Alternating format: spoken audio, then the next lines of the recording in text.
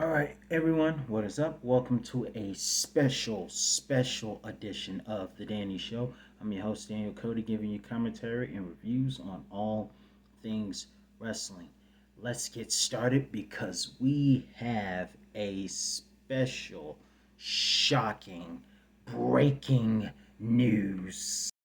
Before I get started, let me just say that the shout outs to all new subscribers over the last week will be mentioned in my AJ Styles review that's coming up later on for his birthday.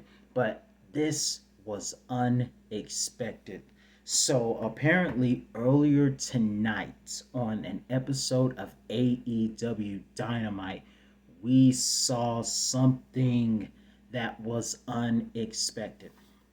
Now, let me just say, as we all know, recently we had AEW Double or Nothing, the 3 year anniversary, which saw CM Punk defeat Hangman Adam Page for the AEW Heavyweight Championship. We saw the Hardy Boys in a dream match with the Young Bucks, and the Hardy Boys were successful, wishing a speedy recovery to Jeff Hardy. And of course, congratulations to AEW's new power couple, Britt Baker, say it with me, DMD, and Adam Cole, baby. Both of them won the Owen Hart tournament. So, congratulations to both of them. It's cool to have a couple do it. And while we're on Owen Hart, I want to ask you guys a quick question, real quick. Even though I'm going to talk about something else, I just want to ask you guys something real quick. At Over the Edge 1999, we know about the devastating death of Owen Hart that happened when the entrance went wrong. But the question I want to ask you guys is, should Over the Edge 1999 had continued after Owen Hart's accident? So give me your answers of what your opinion is in the comment section below. However, that's not what I really came for. So, one of the things that happened at AEW's Double or Nothing was that MJF got the crap beat out of him by Warlow, which, from a scripted standpoint, we wanted because no one could stand MJF. He's one of those guys that is good at making you despise the man. But tonight, earlier tonight, or some of you will be seeing this, the way you'll see it, it'll probably be as if I'm saying last night, depending on when you see this. But on AEW Dynamite, we heard MJF do something that was unexpected. And it started off, he came in and he talked about how much pain he is, and he was about to get started.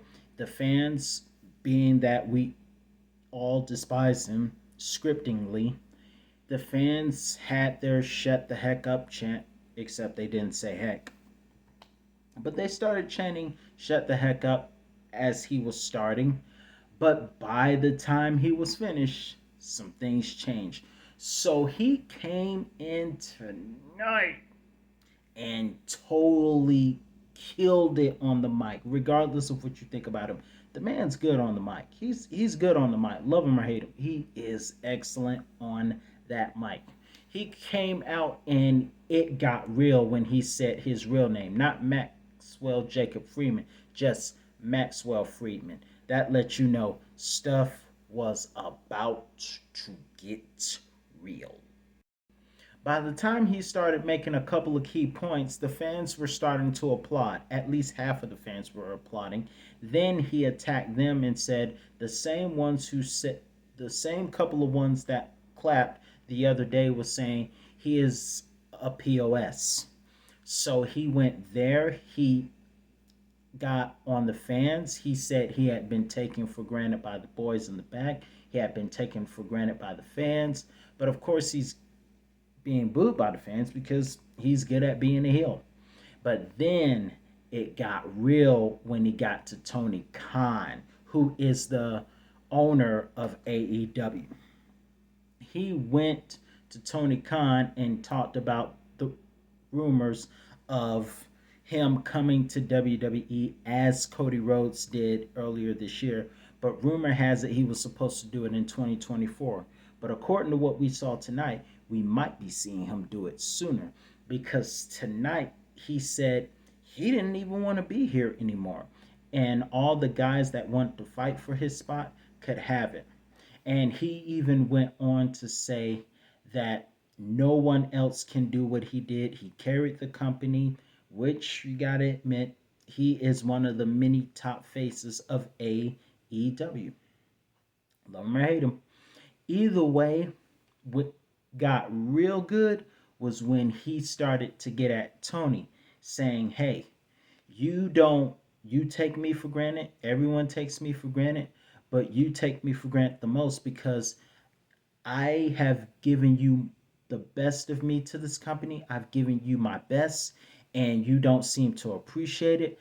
Instead of putting some of that money in my pocket, you hoard all the money. Watch this to give it to former WWE superstars.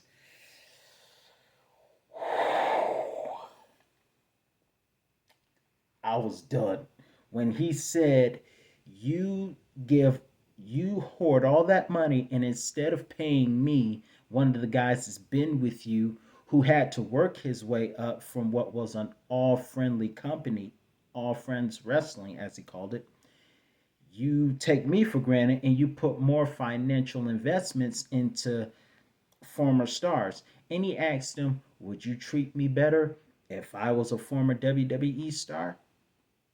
It does make me wonder. Nonetheless, he said all of them, whether it's Keith Lee, Tony Storm, the Hardy Boys, Rick Swerve, who else? Diamond Mine's former manager, Adam Cole in the Undisputed Era, you named them all. And he said all of them that came from WWE to AEW, John Morrison also, all of those guys that came from WWE to AEW, you're paying them more, and none of them can lace my doggone boots. That was, by the time he was finished, everyone was cheering. He said, "Tony, I don't want to wait till 2024. Fire me now. Fire me now." Everything else was censored. I know he said effing something, but I couldn't hear what the crowd, what it was through the unseen footage. So after that, everyone was cheering MJF. It started off with "shut the heck up," and now we're MJF is the best thing going. And that promo to me, was the. I can't think of nothing else. I couldn't think of anything else that happened.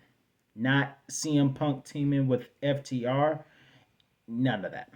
But either way, the fans loved it. And ironically, after that, his mic was cut off and he walked off in the crowd. And guess who came down to the ring? In an unseen footage, fans showed a video of the person who paved the way for that whole thing. CM Punk himself came walking down the ramp and looking for MJF, and then that's all we saw of him. And it's so ironic that Punk would come down after MJF did the pipe bomb because Punk was the one who started the whole thing. And before CM Punk, it was Joey Styles. That one was pretty good too. But now I got to figure out who was the best between Joey Styles, CM Punk, and tonight or last night, depending on when you see it, MJF. Whose pipe bomb was the best? But man, that was fire. That was fire. If you haven't seen it, check it out because I'm telling you, that promo was fire. I've never heard anything like that since CM Punk himself. So, let me know in the comment section below what you think about MJF's opinions and thoughts because to me, that was fire. Fire. And we could see MJF in WWE a lot sooner. If not, we might see Tony Khan turn into the Mr. McMahon of AEW, the crooked boss of AEW. We don't know what's going to happen next, but I'm interested.